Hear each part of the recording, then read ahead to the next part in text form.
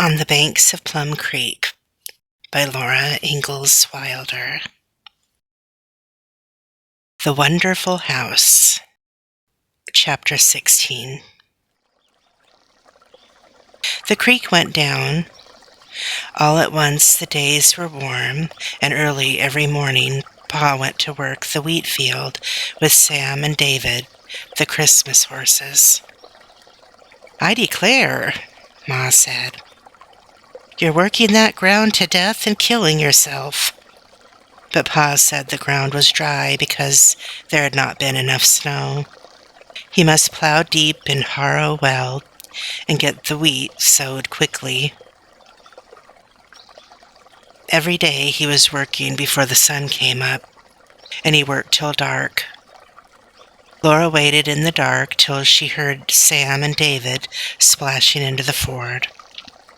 Then she ran into the dugout for the lantern, and she hurried to the stable to hold it so that Pa could see to do the chores.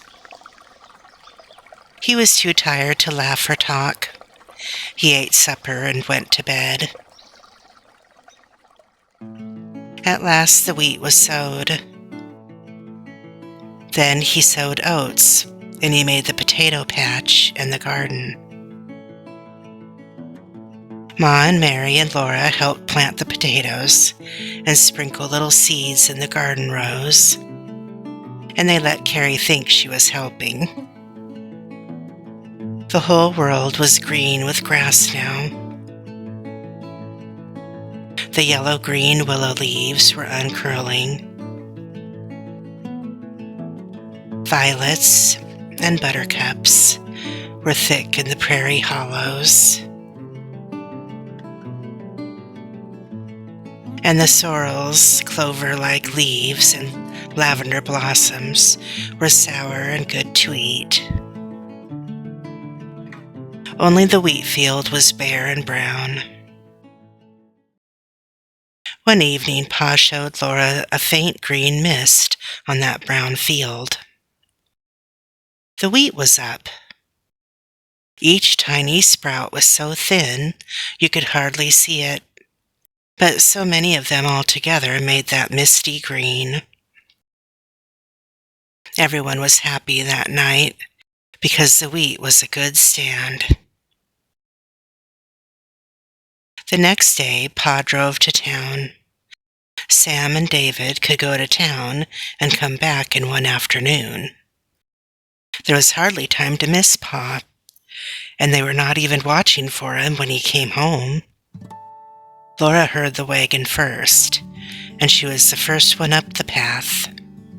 Pa was sitting on the wagon seat. His face was one big shining of joy, and lumber was piled high in the wagon box behind him. He sang out, "Here's your new house, Carolyn." "But Charles," Ma gasped. Laura ran and climbed up over the wheel, up onto that pile of boards. She had never seen such smooth, straight, beautiful boards. They had been sawed by machinery. "But the wheat's hardly up yet," Ma said. "That's all right," Pa told her. "They let me have the lumber, and we'll pay for it when we sell the wheat." Laura asked him, "Are we going to have a house made of boards?" "Yes, Flutterbudget," said Pa. "We're going to have a whole house built of sawed lumber, and it's going to have glass windows." It was really true. Next morning, Mr. Nelson came to help Pa, and they began digging the cellar for that house. They were going to have that wonderful house just because the wheat was growing. Laura and Mary could hardly stay in the dugout long enough to do their work, but Ma made them do it. "And I won't have you giving your work a lick and a promise," said Ma. So they washed every breakfast dish and put them all away. They made their bed neatly. They brushed the floor with the willow twig broom and set the broom in its place. Then they could go. They ran down the steps and over the footbridge and under the willows up to the prairie. They went through the prairie grasses and up to the top of a green knoll where Pa and Mr. Nelson were building the new house. It was fun to watch them set up the skeleton house. The timbers stood up slender and golden new, and the sky was very blue between them. The hammers made a gay sound. The planes cut long curly shavings from the sweet-smelling boards. Laura and Mary hung little shavings over their ears for earrings. They put them around their necks for necklaces. Laura tucked long ones in her hair, and they hung down in golden curls, just like the color she had always wanted her hair to be. Up on the skeleton roof, Pa and Mr. Nelson hammered and sawed. Little blocks of wood fell down, and Laura and Mary gathered them in piles and built houses of their own. They had never had such a good time. Pa and Mr. Nelson covered the skeleton walls with slanting boards nailed on it. They shingled the roof with boughten shingles. Boughten shingles were thin and all the same size. They were far finer shingles, and even Pa could hew with an axe. They made an even, tight roof with not one crack in it. Then Pa laid the floor of silky smooth boards that were grooved along the edges and fitted together perfectly. Overhead, he laid another floor for the upstairs, and that made the ceiling of the downstairs. Across the downstairs, Pa put up a partition. That house was going to have 2 rooms. One was the bedroom, and the other was only to live in. He put 2 shining, clear glass windows in that room, one looking toward the sunrise, and the other beside the door to the south.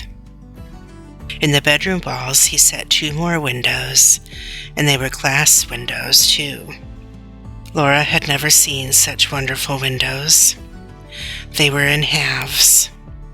There were 6 panes of glass in each half, and the bottom half would push up and stay up when a stick was set under it.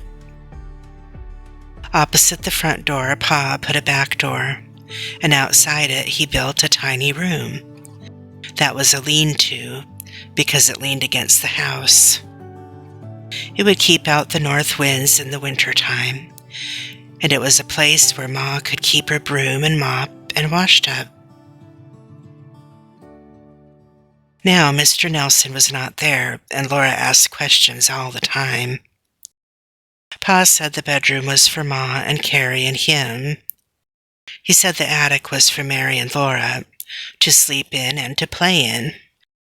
Laura wanted so much to see it that he stopped work on the lean-to and nailed strips of board up the wall to make the attic ladder.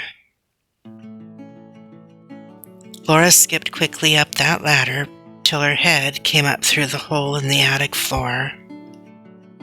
The attic was as big as both rooms downstairs. Its floor was smooth boards. Its slanting roof was the underside of the fresh yellow shingles. There was a little window at each end of that attic, and those windows were glass windows. At first, Mary was scared to swing off the ladder to the attic floor. Then she was scared to step down through the floor hole onto the ladder. Laura felt scared too, but she pretended she didn't, and they soon got used to getting on and off the ladder. Now they thought the house was done, but Pa nailed black tar paper all over the outside of the house walls. Then he nailed more boards over that paper. They were long, smooth boards, one lapping over the other all up the sides of the house. Then around the windows and the doorways, Pa nailed flat frames. "This house is tight as a drum," he said. There was not one single crack in the roof, or the walls, or the floor of that house to let in rain or cold winds. Then Pa put in the doors, and they were boughten doors. They were smooth and far thinner than slab doors hewed with an axe, and even thinner panes were set into them above and below their middles. Their hinges were boughten hinges, and it was marvelous to see them open and shut. They did not rattle like wooden hinges or let the door drag like leather hinges. Into those doors Pa set boughten locks, with keys that went into small shaped holes and turned and clicked. These locks had white china doorknobs. Then one day Pa said, "Laura and Mary, can you keep a secret?" "Oh, yes, Pa," they said. "Promise you won't tell Ma?" he asked, and they promised. He opened the lean-to door, and there stood a shiny black cook stove. Pa had brought it from town and hidden it there to surprise Ma. On the top, that cook stove had 4 round holes, and 4 round lids fitted them. Each lid had a grooved hole in it, and there was an iron handle that fitted into the holes to lift the lid by. In front there was a long, low door. There were slits in this door, and a piece of iron would slide back and forth to close these slits or open them. That was the draught. Under it, a shelf like an oblong pan stuck out. That was to catch ashes and keep them from dropping on the floor.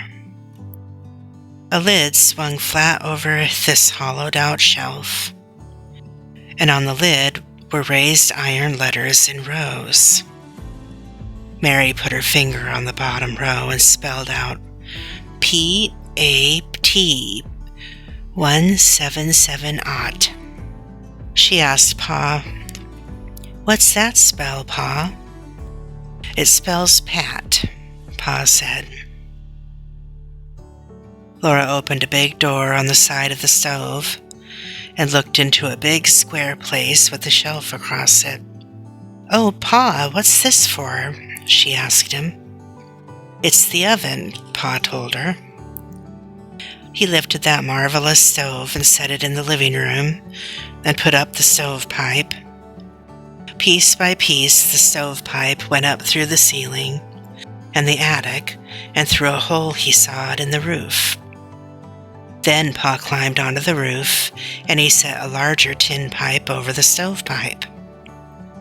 The tin pipe had a spread-out, flat bottom that covered the hole in the roof. Not a drop of rain could run down the stovepipe into the new house. That was a prairie chimney. "Well, it's done," Pa said, "even to a prairie chimney." There was nothing more that a house could possibly have. The glass windows made the inside of that house so light that you would hardly know you were in a house. It smelled clean and piney from the yellow, new board walls and floor. The cook stove stood lordly in the corner by the lean-to door. A touch on the white china doorknob swung the boughten door on its broughten hinges, and the doorknob's little iron tongue clicked and held the door shut. "We'll move in tomorrow morning," Pa said. "This is the last night we'll sleep in a dugout." Laura and Mary took his hands and they went down the knoll.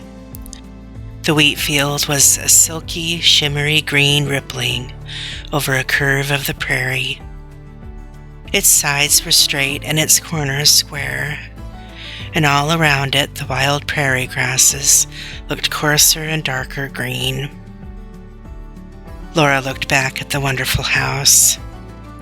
In the sunshine on the knoll, its sawed lumber walls and roof were as golden as a straw stack.